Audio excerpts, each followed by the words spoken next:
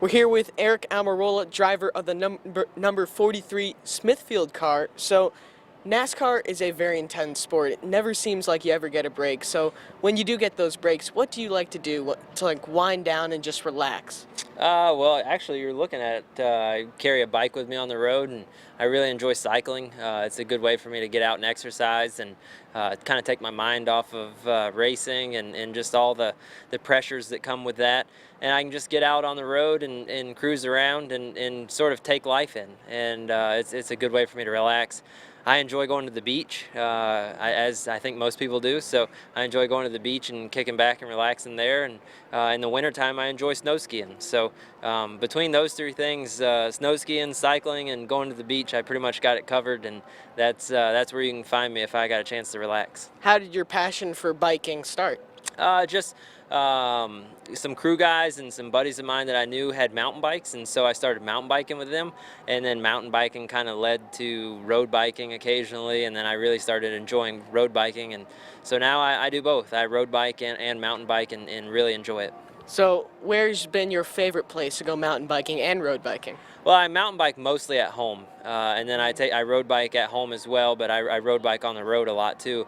And I think one of my favorite places to road bike is Michigan. There's a lot of dirt roads and rural roads and lakes and stuff that you can go ride around near the racetrack, so that's a fun place for me to ride. I enjoy riding at Dover. I really enjoy riding up around Watkins Glen, up in the Catskills, up around Lake Seneca, I think it is. So there's a lot of good riding where we go racing. You seem like a very outdoors kind of person, Yep. you know, the biking, the mountain biking, the Yep. beach. I also hear you're a big hiker. I am. Talk about that. Yeah, so I do hike. I'm not a huge hiker. I don't go for overnight hikes, but day hikes I really enjoy. Out on the West Coast especially. I don't really enjoy hiking on flat ground. If I'm going to hike, I want to climb some elevation and go up a mountain.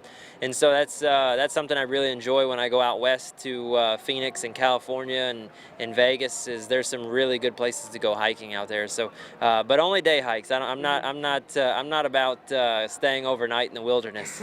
So, there's not too much danger when it comes to cycling or hiking, but with mountain biking, do you ever get concerned that the threat of injury is there? There's actually a lot of danger with road biking. There's young teens like you that like to text and drive. So I get nervous about that. That's probably one of my biggest fears riding road bike is that there's going to be somebody texting and driving or looking at their phone and not paying attention and veer off the road and wipe me out. So I do have a little bit of fear when I ride my road bike, but for the most part I try and ride on roads that aren't heavily populated and don't have a lot of traffic. So before you get to leave the track and go mountain biking or hiking, after a long race, who's like the first person you vent to after a race?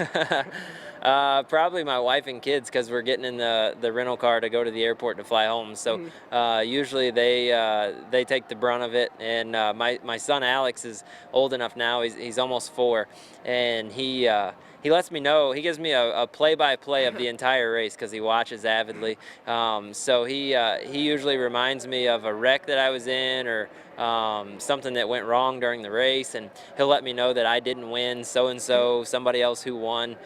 So he gives me a blow-by-blow of the race usually when we get in the car to go to the airport. All right, so your primary sponsor is Smithfield, and it's fueled by bacon, so I assume you're a big bacon fan. Oh yeah. So, yeah, true. Yeah. So we put together a segment called Bacon or No Bacon, Okay. and we put together a list of foods Yep. that you I'm would good with have this. bacon on it. Got So it. the first one, PB&J with bacon. Absolutely. Absolutely. Absolutely. Bacon flavored ice cream. I've had that actually. I've had bread pudding with vanilla ice cream that had bacon crumbles in the vanilla ice cream. It was fantastic. That actually does sound It pretty was. good now that I think about it. Bacon on a hot dog. Yes, with ketchup and mustard, absolutely. That sounds pretty Yes. good. Bacon flavored pizza or bacon on your pizza. Yes, actually, I get when I do order pizza, I get a Hawaiian style pizza. So it's ham, pineapple, and they add bacon to it for me. Interesting. Yeah. Bacon flavored gum. No bacon on that one. No Yeah. bacon on that one. No. And finally, bacon flavored brownies. Yes. Yes. Yeah, actually, one of the ladies that works for Smithfield, when we go to some of the races, she actually bakes brownies with crumbles of bacon in them, and they are absolutely delicious. I think she browns the bacon with like brown sugar on it, Really? so it turns the bacon almost into like candy anyway, and then crumbles that up and puts it in the brownie mix and then bakes it.